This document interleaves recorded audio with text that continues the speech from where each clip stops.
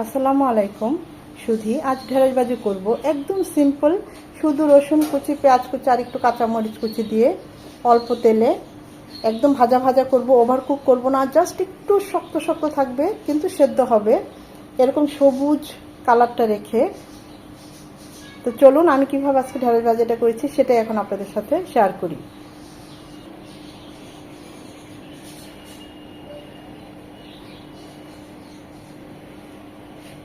খুব ভালোভাবে ধুয়ে পানিটা চড়িয়ে নিয়েছি।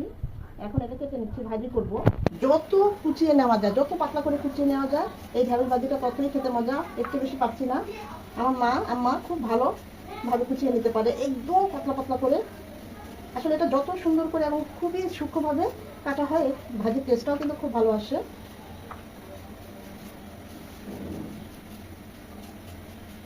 একটু বেশি চিকন করতে পারছি না, ঠিক যতটুকু পাচ্ছি ততটুকুই।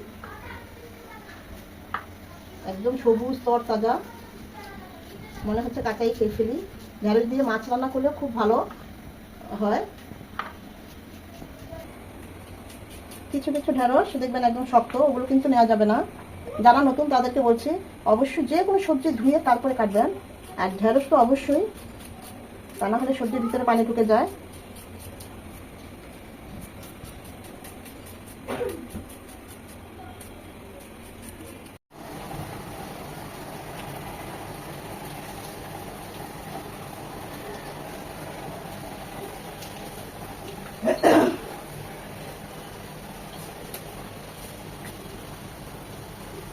ঢেঁড়স ভাজিটা করার জন্য প্যানে দিয়ে দিচ্ছি 3 চামচ সয়াবিন তেল, 1 টেবিল চামচ রসুন কুচি।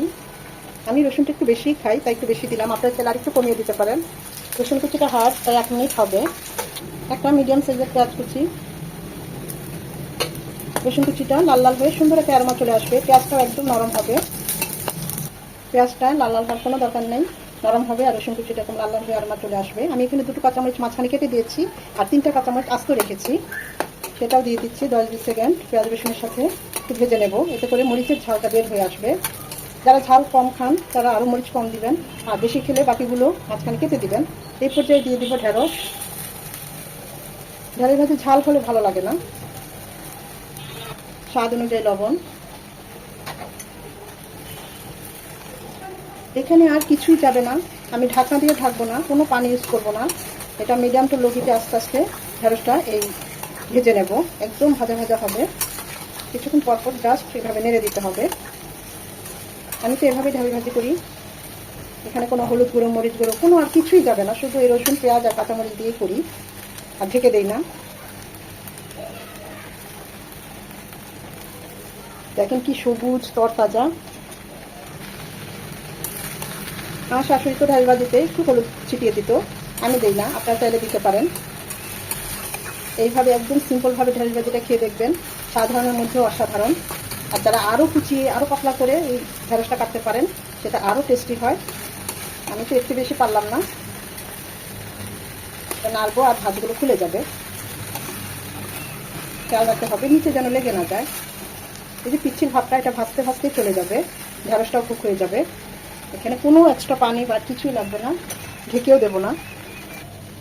ওভার কুক করা যাবে না, 4 থেকে 5 মিনিট এভাবে ভাজতে ভাজতে যখন দেখবেন পিচ্ছিল ভাবটা চলে গিয়েছে তখনই আমাদের ঢেঁড়স ভাজিটা হয়ে যাবে।